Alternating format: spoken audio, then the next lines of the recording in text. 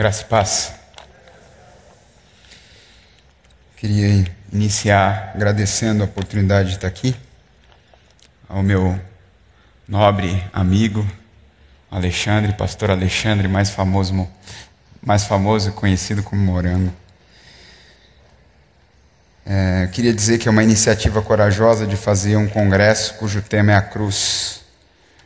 E certamente não é um congresso que está visando a fama, né? Porque a cruz é infame. É um símbolo, e mais do que um símbolo, é uma marca infame. E também não é por entretenimento. Tem nada a ver com entretenimento, porque a cruz não tem nada a ver com entretenimento. E fico pensando nas vezes em que o cristianismo entretém e nas vezes em que o cristianismo tem fama, se esse cristianismo é um cristianismo que vive e que leva a sério a cruz. Se este é um cristianismo que pode ser identificado com a cruz de Cristo. Não sei. Tenho a impressão que não.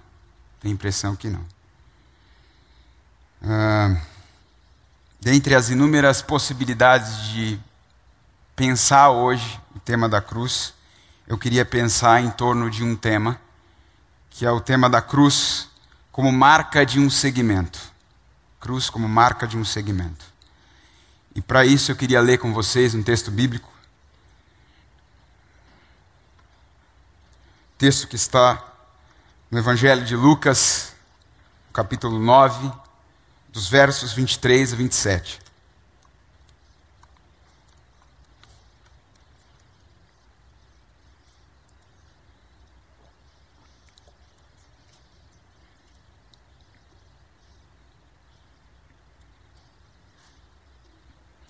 Lucas 9, 23 a 27. Texto que certamente vocês conhecem. Que diz: Jesus dizia a todos: se alguém quiser acompanhar-me, negue-se a si mesmo, tome diariamente a sua cruz e siga-me. Pois quem quiser salvar a sua vida, perderá. Mas quem quiser perder a sua vida por minha causa, este a salvará.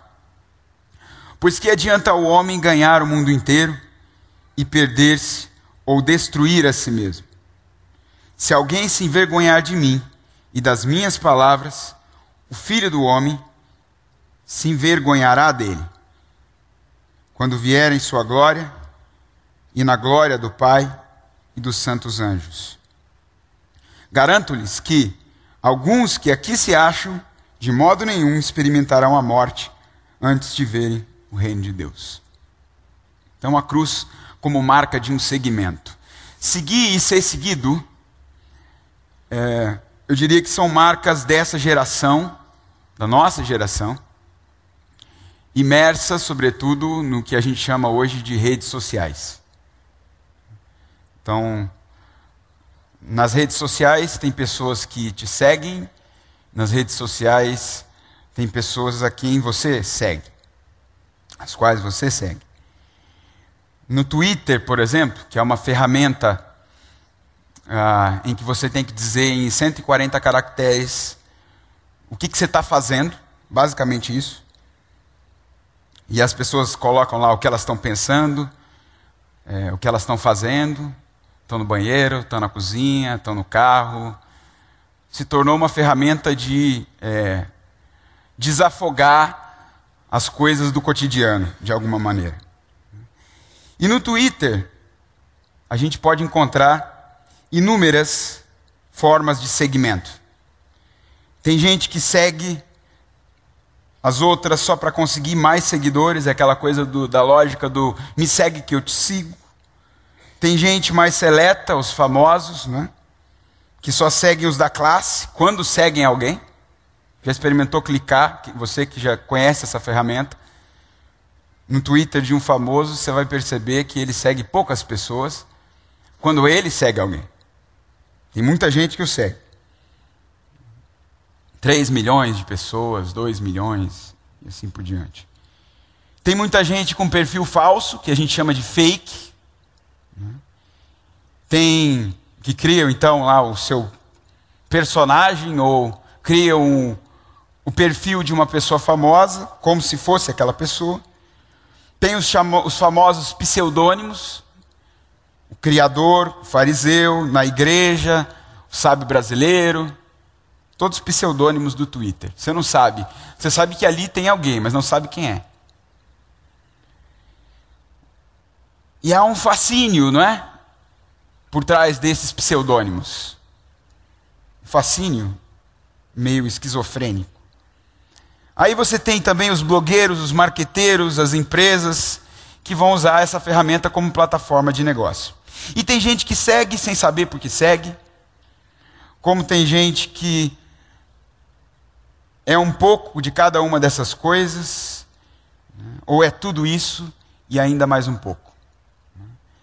Só que uma coisa que me chama a atenção a respeito dessa questão do segmento no Twitter é este botãozinho mágico do Twitter chamado unfollow, que significa deixar de seguir. O follow ou o unfollow, seguir e não seguir. Então, aquilo que é seguir, instantaneamente pode deixar de ser seguir. Pode ser o não seguir. A depender do nível de entretenimento ou de tédio que se tem com aquela pessoa, quem se segue. Quanto mais entretenimento você produz, mais seguidores você tem. Quanto menos entretenimento você produz, pode ser que os teus seguidores comecem a cair. Assim é o Twitter. Na vida cristã, tudo começa também com o venha e siga-me de Jesus. Tem a ver com o segmento. Assim como os discípulos que estavam pescando, outros estavam na coletoria, outros estavam exercendo a sua profissão, e Jesus chegou e convidou-os a segui-lo. Você também, num certo momento da sua vida, estava lá fazendo as suas coisas, tocando a sua vida, e você recebeu o convite: venha e me siga. Só que, quantas vezes nós paramos para pensar no que isto significa? No que este segmento significa? No como e no porquê eu me tornei um seguidor de Cristo? Com que frequência nós paramos para avaliar o que significa ser um seguidor de Cristo hoje? Será que ser um seguidor de Cristo é como dar um follow ou um unfollow de acordo com a conveniência do momento? Nesse texto que nós lemos, Jesus está preocupado exatamente com isso, com essa questão de que quem o segue, e ele deixa muito claro no texto, aquele que quiser me acompanhar. Então não é uma obrigatoriedade, eu tenho que seguir a Jesus. Quem quiser me acompanhar, é um convite, é um convite gracioso. Quem quiser me acompanhar, tem que saber o que significa me acompanhar. E se Jesus estivesse preocupado com entretenimento, ou com encher o seu caminho de gente, certamente ele não diria o que ele disse nesse texto, e certamente ele não diria o que ele diz em tantos outros textos, quando ele vai falar do seu caminho.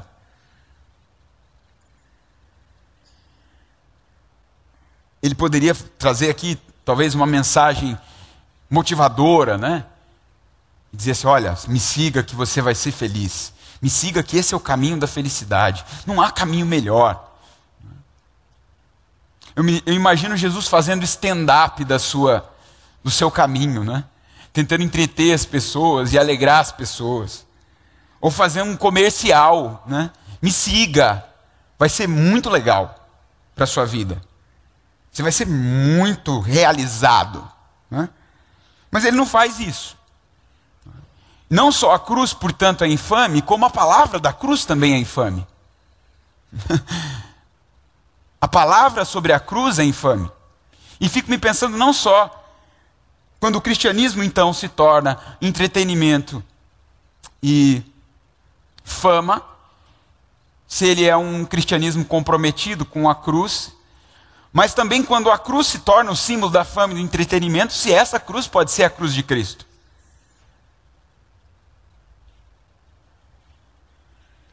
Então, nesse texto, Jesus está preocupado com isso, em deixar muito claro para o discípulo e para os discípulos que a cruz é a marca indissociável do segmento dele. Indissociável. Então eu não tenho como dizer que sigo a Jesus sem que esta marca ela seja como uma tatuagem na minha vida. E da mesma forma, eu não tenho como dizer que esta marca é uma tatuagem na minha vida sem que permanentemente eu pare para pensar o que significa ter a cruz como marca desse seguimento a Cristo. Todos os dias. Todos os dias. Porque o tempo todo, como vai dizer esta pergunta, eu sou seduzido a abandoná-la. O tempo todo. E se nós somos honestos com Deus o suficiente, como se falou aqui, nós vamos reconhecer isso. Que há inúmeros caminhos e inúmeras formas de nos entreter ao contrário. E de nos seduzir para um caminho que não é um caminho da cruz. Porque a cruz, gente, não tem nada de humanamente sedutor. Nada. Então eu queria, olhando para esse texto, e somente para ele, pensar em algumas características próprias desse segmento. E a primeira característica está aí no versículo 23. Quando ele diz, se alguém quiser me acompanhar, tome diariamente a sua cruz. Então a primeira característica para mim é que neste segmento nós não estamos mais no controle da nossa vida. Quem está é Jesus. Simples assim. Jesus está dizendo aqui que qualquer um que quiser acompanhá-lo deve deixá-lo guiar. Ele agora é quem guia. Ele agora é o condutor. Esta pode ser uma conotação para esse negar-se a si mesmo do texto. Não sou eu mais e não é mais você, uma vez que nós supostamente escolhemos, fomos escolhidos, mas também recebemos o convite para caminhar com Ele. E fomos até então este caminho e atendemos voluntariamente a este convite. Então, agora, não sou mais eu a pessoa que está no banco do motorista. Então, quando eu escuto este convite e quando eu resolvo seguir, eu tenho que saber que é o momento em que eu vou soltar o volante, eu vou soltar o controle remoto, eu vou soltar o guidão da minha vida. É um dos primeiros, e eu diria um dos mais difíceis passos de fé e atos de fé. E não é porque é o primeiro que seja o único. Não é o único. Não é a única vez em que eu tenho que olhar para a cruz, como nós cantamos aqui, eu olho para a cruz e largar tudo. E abandonar o controle. Porque em inúmeros momentos, como eu disse, a gente está sendo seduzido a começar por nós mesmos e pelo nosso próprio ego e pela maneira como nós controlamos a nossa vida, a segurar de novo no guidão, a ter o controle remoto da nossa vida de novo nas mãos e achar que nós somos os donos da nossa vida. Mas quando eu passo a seguir a Jesus, eu já não sou mais o dono da minha vida. O passo seguinte, então, segundo o texto, é tomar a minha cruz. Tome a sua cruz. E vai indicar que este tomar é diário. Na sua tradução está assim também? Diariamente. Diariamente. Todos os dias. O que me faz pensar que não existe de uma vez por todas para esse negócio de tomar o caminho da cruz, ou de tomar a sua cruz e seguir a Jesus. Não existe de uma vez por todas. É todos os dias. Todos os dias. Eu fiquei pensando no que o irmão falou aqui, a respeito da vida de Davi, no que faz Davi, ou no que fez Davi, ser considerado um homem segundo o coração de Deus. E talvez esta seja também uma característica própria de Davi. Porque, independente dos momentos em que o coração dele se desviou e se seduziu por outras coisas, era um coração quebrantado o suficiente para retornar, para se relembrar das primeiras obras e para se relembrar do seu Senhor, que é um Deus perdoador e que é um Deus amoroso. Então eu estou sempre voltando. Eu estou sempre tornando ao caminho da cruz. Não creio que o objetivo desse nosso encontro aqui hoje, nem nos próximos dias, seja que você se converta à cruz e jamais se desvie dela. Porque o tempo todo eu posso te garantir que você vai estar de pequenas formas se desviando. E de pequenas formas se seduzindo por outras coisas. Então é todos os dias. Todos os dias, quando eu acordo, me relembro das misericórdias de Deus que se renovam, eu olho para a cruz. E o convite está aberto e permanece aberto. Sempre permanece aberto. Ele diz muito claramente: quem quiser, quem quiser. Então, o que pode significar esse tomar a sua cruz hoje? Na minha vida, na sua vida. Na vida dos discípulos, a quem Jesus se refere num primeiro plano, significou muitas coisas. E a gente pode dizer que os discípulos não entenderam isso de cara. A gente não tem que se por um lado nós devemos nos cobrar a respeito dessa questão da cruz, a gente não deve se cobrar tanto como se fosse estranho que a gente não compreenda de cara o que isso significa. Porque os discípulos de Jesus que caminharam com ele durante 3 anos demoraram um certo tempo, teve um certo delayzinho na cabeça e no coração deles para entender o que significava isso. E estes discípulos são protótipos daquilo que você e eu somos como discípulos e discípulas de Jesus. Então a gente se cobra, mas não estranha. Não estranha. O estranho seria se eu cantasse: sim, eu amo a mensagem da cruz, como quem canta: nossa, como eu amo o meu Agile, como eu amo o meu carro do ano, como eu amo estar no meu apartamento, como eu amo caminhar com os meus amigos e etc. Isso seria estranho.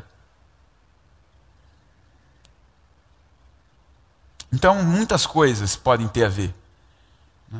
Talvez a resposta mais particular esteja no coração, na mente, se passando na mente de cada um agora. Mas, pensando até mesmo no que a gente cantou aqui, do seu sofrer participar é o que nós cantamos. Eu gosto de lembrar o que a gente canta, porque muitas vezes a gente não pensa no que a gente canta, não é? Do seu sofrer participar. Então, tomar a minha cruz significa tem a ver com não fugir da dor, por exemplo. A dor é esse negócio que para nós é um negócio estranho e incômodo.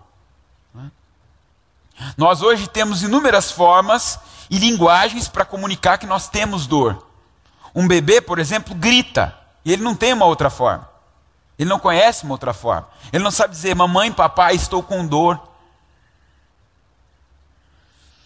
E ele grita porque não é bom sentir dor, porque não é gostoso. E pregar a cruz não é pregar o masoquismo. Não tem nada a ver com masoquismo. Vamos seguir a cruz porque é uma delícia sofrer. Não é uma delícia sofrer. Mas é uma consequência, eu diria que inevitável, de tomar a cruz. Sofrimento. É uma consequência inevitável no primeiro plano de ser humano. Eu sou humano, logo eu sofro. Eu passo por sofrimentos. E é um agravante maior quando eu me torno cristão e eu então, ou cristã, aceito este convite de tomar a minha cruz. Aí eu vou experimentar o que é que, né, aquela coisa, a palavra, né, ao Paulo. Agora você vai experimentar o que significa sofrer pelo meu nome. Então, o sofrimento, se de certa maneira é um negócio estranho à nossa vida, todas as vezes em que nós somos acometidos por ele, não deveria ser estranho uma vez que nós tomamos, tão estranho assim, uma vez que nós tomamos e aceitamos o convite de seguir no caminho da cruz. Então eu não vou fugir da dor. Tem uma música do Titãs que diz isso, não é? Não fuja da dor, não fuja da dor, porque fugir da dor é fugir da própria cura. A cura e a libertação que vem por intermédio da cruz é a cura para aqueles que não rejeitaram o sofrimento. É identificar-se com Jesus não somente na sua glória, mas também no seu sofrimento. E é um alívio quando a gente vê aquela imagem, não é? Depois de todas aquelas imagens e aquelas cenas violentas, é um alívio quando a gente vê aquela imagem da pedra se movendo e Jesus se levantando. A cruz, no aspecto do seu sofrimento e da morte, não é a última palavra sobre a cruz. A última palavra sobre a cruz tem a ver com a ressurreição. Mas eu não posso querer, uma vez que tomo o caminho da cruz, querer ficar só com a última palavra. Vocês estão me entendendo? Só com a ressurreição, só com a glória, só com as bênçãos. Não dá. Não combina. Tomar a cruz pode significar, no meu dia a dia, ter de suportar uma situação ultrajante por causa de um bem maior. O primeiro bem que vem à minha mente quando eu estou passando por alguma situação, eu estou sendo humilhado, ultrajado ou desafiado, é no meu bem. Mas tomar o caminho da cruz é pensar que passar por certas situações, eu não estou dizendo todas as situações ultrajantes e nem todas as situações humilhantes. Mas discirna, e o discernimento faz parte também daquele que toma o caminho da cruz. Quais são estas situações em que eu talvez tenha que suportar, porque alguém tem que carregar a cruz? Por causa de um bem maior, que é precisamente o que Jesus fez. E aí a gente, em certos momentos, a gente é levado a dizer, então, que bom, eu não vou tomar isso porque não é justo. E não tem nada a ver com justiça mesmo. Não é justo. Não era justo para Jesus. Era. Não tem nada a ver com justiça. A cruz é a subversão da justiça humana.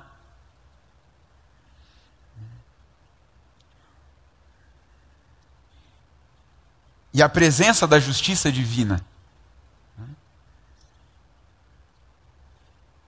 É a única coisa que nos pode colocar em contato com aquilo que é verdadeiramente justo, são e verdadeiro. Quando eu penso em seguir ou deixar de seguir, em sofrer ou deixar de sofrer, em passar ou deixar de passar, porque é justo, eu já não estou entendendo mais o que isso significa. A questão é saber se a gente está disposto a isso. É duro o negócio? E aí eu não vou querer aqui aflorar mais a palavra de Jesus. Se ele mesmo não aflorou, não sou eu que vou ficar aqui aflorando e dizendo que é bacana. Porque não é.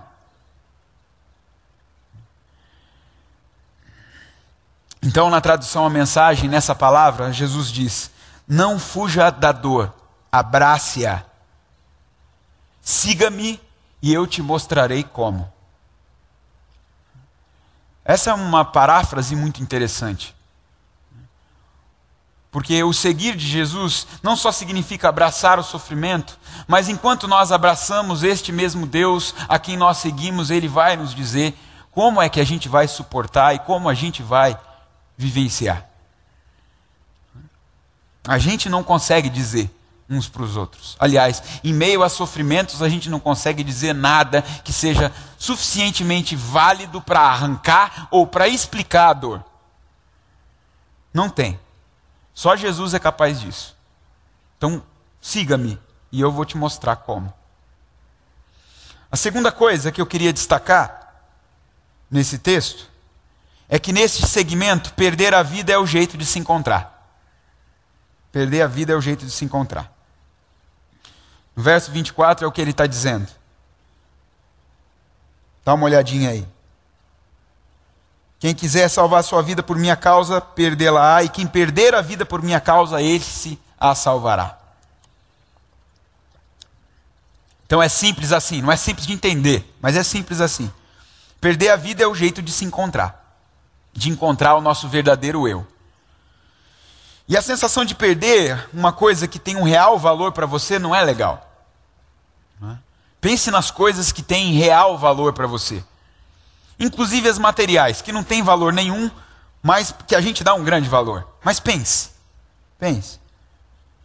Não é legal perder, muito menos a vida, que é aquilo que é de mais precioso. Para mim, aliás, essa ideia ou essa sensação de perder é extremamente perturbadora. Às vezes. Ou seja, eu fico assim, aturdido, perturbado, quando eu não consigo encontrar aquela coisa que eu perdi. Minha esposa sabe disso. Quando eu estou procurando alguma coisa, ela sabe que em algum momento eu vou encontrar. Mas até eu encontrar, eu vou passar por uma grande perturbação e até provocar grandes perturbações para quem tem que ficar ouvindo as minhas reclamações. Onde é que está tal coisa? Como é que pode perder tal coisa? Mas de novo, não é? Eu fico perturbado quando eu perco. O paradoxo é que quando eu tento relaxar e acertar, né, e aceitar aquela perda, bom, não estou conseguindo achar. Eu acabo encontrando. Né? Você fica com raiva. Eu estava procurando tão minuciosamente e não achava. Quando eu larguei, eu encontro. Né? E às vezes está do seu lado. Né? Se fosse uma cobra, encontrei, está aqui. E é isto para mim é uma representação do que eu chamaria de liberdade na vida cristã. Liberdade. Ou seja, quando nós vivemos o tempo todo tentando controlar, agarrar, prever, dar conta, nós nos tornamos escravos da nossa própria ânsia por controle. Nós nos tornamos escravos de nós mesmos. Embora nós chamemos isto muitas vezes de liberdade. Eu no controle da minha vida. Tem tudo a ver com liberdade, ou não? Eu tenho o controle da minha própria vida. Isso soa muito como liberdade. Ninguém mais tem. Eu tenho. Eu, capitão da minha alma, senhor do meu destino, como diria Mandela.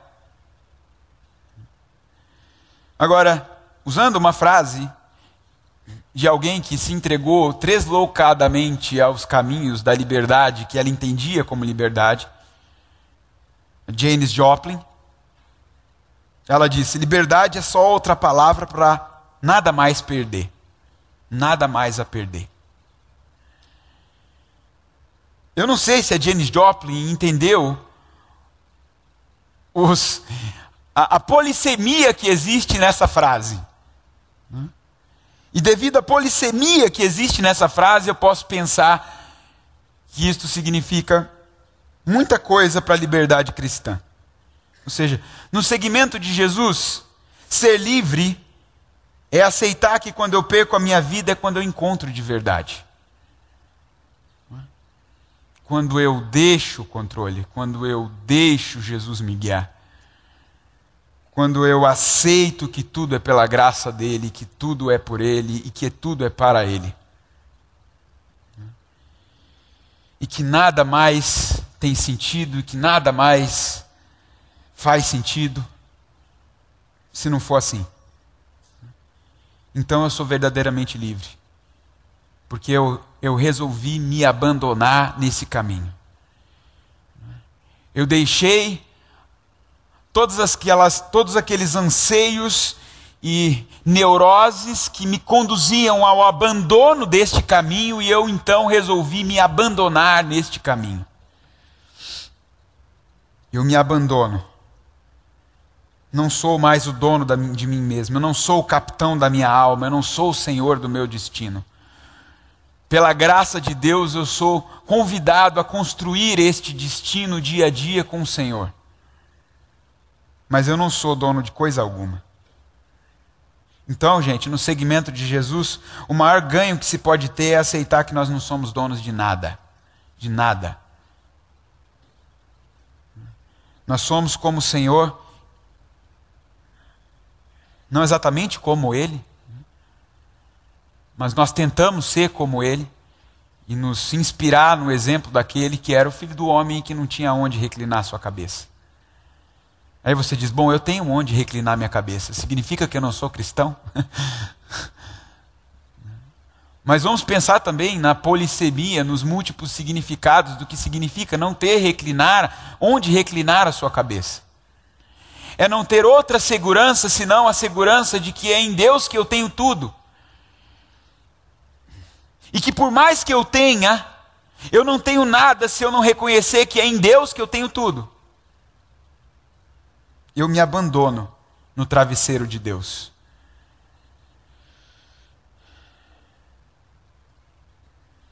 Em terceiro e último lugar, olhando para o versículo 26, quando ele diz uma palavra muito dura,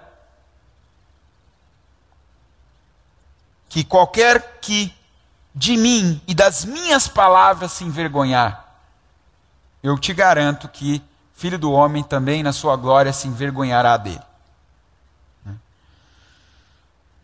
Então, neste segmento, não se negocia a integridade frente às pressões externas. Eu não negocio a minha integridade frente às pressões externas. Ou seja, o discípulo não cede. Por mais tentações e por mais seduções que ele tenha, todos os seus dias nos seus caminhos, no seu caminho, de ceder. O discípulo não dá unfollow em Jesus temporariamente, por vergonha, por medo, ou para agradar o paladar alheio. Não é? Para agradar o paladar alheio. Gente, se a gente estivesse pensando aqui em fazer um congresso sobre a cruz, e eu não estou dizendo que a gente não tenha que se preparar, ou fazer as coisas de qualquer jeito. Eu me preparei, o Morango se preparou, a equipe toda da igreja se preparou, vocês se prepararam para estar aqui. Agora, se eu me preparei pensando em agradar, eu estou, como diriam os meus alunos, eu estou no bico. Estou no bico. Mas os meus pensamentos e os meus sentimentos me traem o tempo todo. Quando eu menos percebo, ups, já estou aqui fazendo alguma coisa querendo agradar alguém. E aquele sentimento, né, de quando a gente está cantando, de que, será que a minha adoração está agradando a Deus? Eu já te garanto, não está. Não está. Não está. Se o seu sentimento e se a sua motivação em adorar é saber, ou tentar fazer, ou realizar performances visando agradar, não está. Se eu reconheço que o agrado de Deus está, que no meu coração eu reconheço que Ele já está perfeitamente agradado por causa da palavra da cruz que diz está consumado, então talvez eu esteja no caminho de entender o que é adoração. Então eu não vou agradar. Não vou agradar.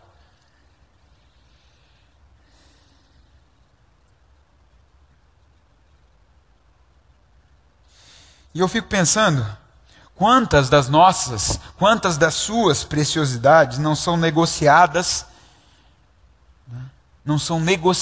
como quem faz escambo, troca, venda, no altar da aceitação e da aprovação. Quantas? Todos os dias, a cada instante. Quantas as vezes, consciente e inconscientemente, nós estamos negociando a nossa integridade quando fazemos negociozinhos, barganhazinhas, abrimos mão daqui e dali para ser aceito e para ser aprovado. E eu fico me perguntando, gente, para quê? E se eu estou me perguntando, eu tenho que me perguntar primeiro, Jonathan, para quê? O que você ganha de tão valioso com isso? Em querer agradar. E este pensamento logo encontra o paradoxo de que no próximo instante eu estou de novo tentando agradar. Então eu tenho que voltar com o pensamento, para quê? O que eu ganho com isso? Jesus disse que nada nesse mundo pode comprar a nossa integridade. Nada. Nada nesse mundo vale mais do que a minha e do que a sua alma. Nada. A mais precioso. Nenhum mimo, nenhum aplauso, nenhum louvor, nenhum emprego. Nada vale mais a pena do que a sua alma e do que a sua integridade. Quando eu penso sob essa perspectiva, então, eu começo a entender que eu não tenho que agradar a nada e a ninguém. E eu não tenho que agradar tampouco a Deus. Eu não faço nada para agradar a Deus. Eu faço porque Deus já se agradou. E no agrado de Deus eu sou liberto para entender que eu posso me agradar no seu agrado todos os dias. E que eu posso ser grato, viver em gratidão. Viver, como vai dizer o Glênio, né, nas suas pregações, aqui, no Salmo 118. Eu posso viver nesse espaço largo, onde não há mais necessidade de agradar a nada e nem a ninguém. Todas as vezes em que eu estiver com este sentimento, induzido por este sentimento, estes pensamentos de agradar, seja por aprovação ou por aceitação, eu estou vivendo num espaço muito apertado, muito aprisionado e muito escravizante. E eu estou dizendo assim para minha alma, você não vale nada. E eu estou dizendo assim para minha integridade, fica de lado.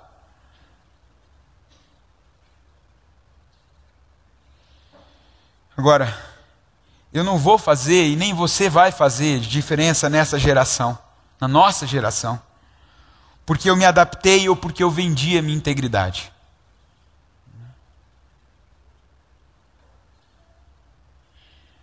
Isso todo mundo faz. Todo mundo faz. É o caminho mais fácil. Todo mundo busca agradar, busca a fama, busca a aceitação, negociando.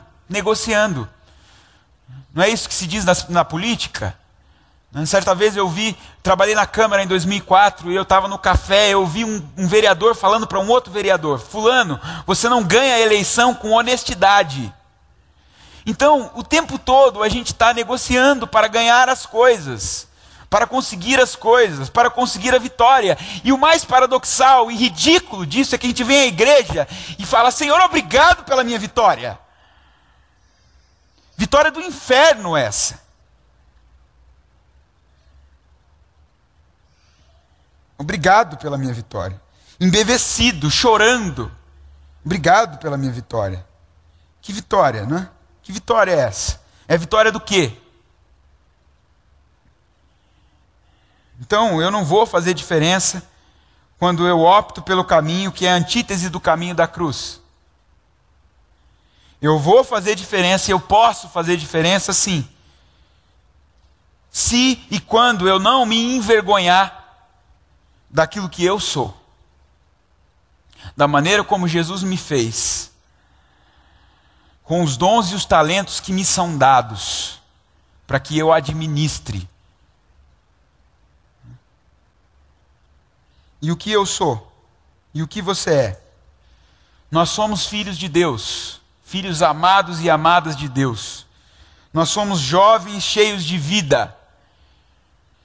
E jovens cheios de vida são aqueles que não se envergonham do caminho da cruz.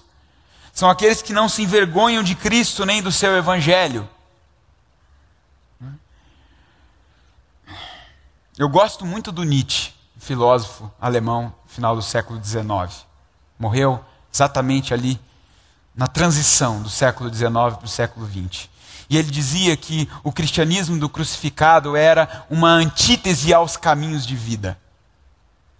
E eu fico pensando que o Nietzsche não estava completamente errado quando ele dizia isso. Porque o caminho do crucificado, ao qual ele criticava, e em relação ao qual ele mesmo se declarou o anticristo, era um caminho que, sinceramente, gente, eu e você também deveríamos ser anticristos.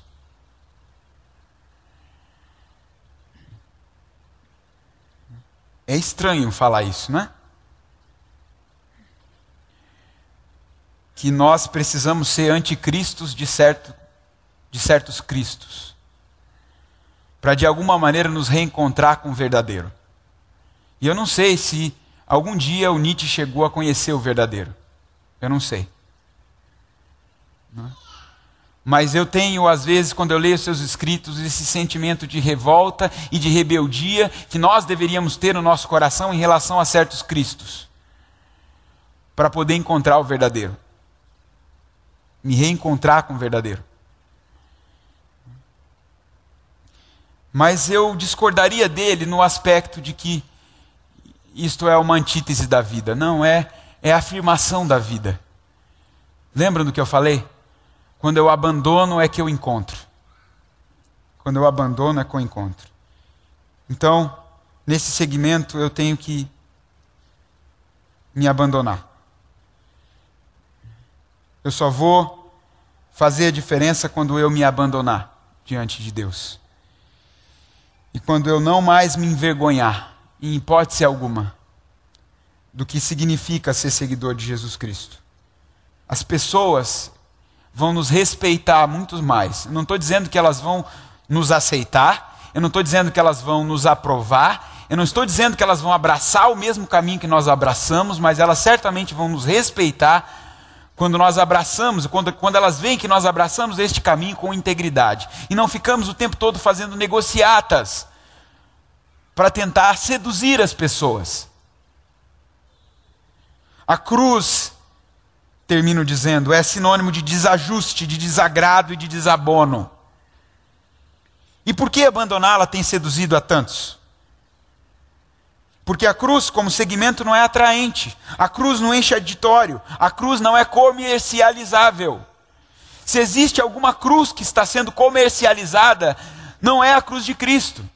Certa vez eu ouvi o Carlinhos Queiroz falando assim, não dá para comercializar o Evangelho de Cristo.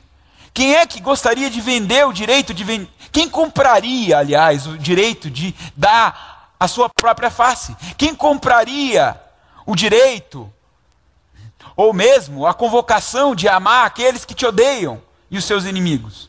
Quem é que vai comprar isso? Qual é o atrativo disso para que se compre?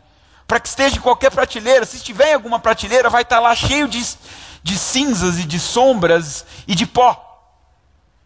Não tem nenhum atrativo nesse negócio. Estranho seria se fosse unanimidade. Se você encontrasse uma propaganda, agora quando você chegar em casa, você liga lá na Globo, aí tem uma propaganda. Cruz, você carrega, a Som Livre toca. Ah, eu ia estranhar muito. Mas a cruz também, para não ficar assim extremamente negativista, a cruz é sinal de vida. Né? Sinal de que, além da morte, há vida. E vida abundante.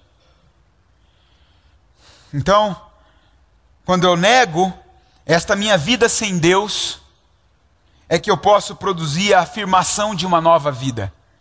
De uma vida plena, de uma vida autêntica e de uma vida eterna.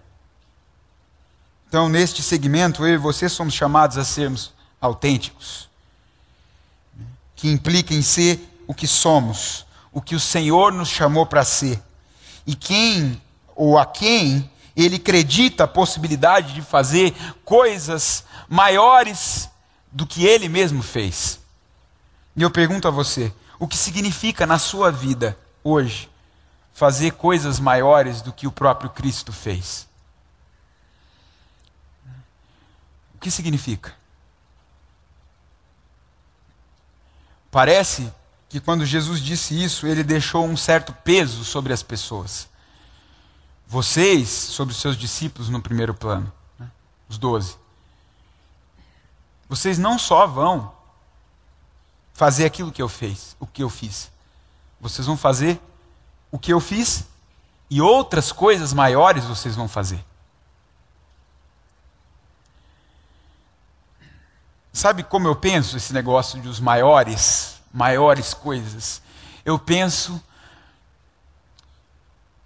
em torno daquela metáfora do grão de mostarda. O reino de Deus é como um grão de mostarda. Quando eu penso na metáfora do reino de Deus como um grão de mostarda, eu vou deixar essa babaquice de pensar que eu tenho que fazer grandes coisas para Deus e grandes performances para Deus, e pensar que talvez uma grande coisa é fazer aquele pequeno ato de carregar a cruz quando ninguém está vendo, quando não tem ninguém para aplaudir, quando não tem ninguém para dizer que grande coisa você fez, que lindo que você fez. Porque, gente, sinceramente, é isso que eu estou buscando o tempo todo. Então eu tenho que, de novo, olhar para a cruz e seguir. E falar, né, de que vale ganhar o mundo inteiro e perder a minha alma? De que vale ter tantos aplausos, ter tantas conquistas e perder a minha integridade? Então, eu não estou dizendo que com Cristo você não terá conquistas, vitórias, coisas a celebrar. Nós temos muitas, inúmeras. Eu estou dizendo que estas conquistas, vitórias e coisas a se celebrar não se confundem com estas que nós encontramos no mundo. Porque o dia que elas se confundirem, eu tenho que repensar se realmente é algo para se celebrar, ou se é algo para que eu tenha que crucificar na cruz de Cristo e morrer de novo com Ele, para me encontrar de novo nesse caminho. Que Deus nos abençoe.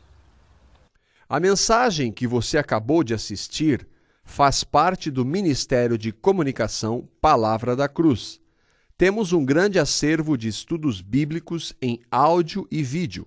Distribuímos também gratuitamente o jornal mensal Palavra da Cruz. Entre em contato conosco pelo fone fax 0 operadora 43 3322 3037 ou pelo e-mail com@palavradacruz.com.br. Visite-nos também pelo site www.palavradacruz.com.br. Graça e paz.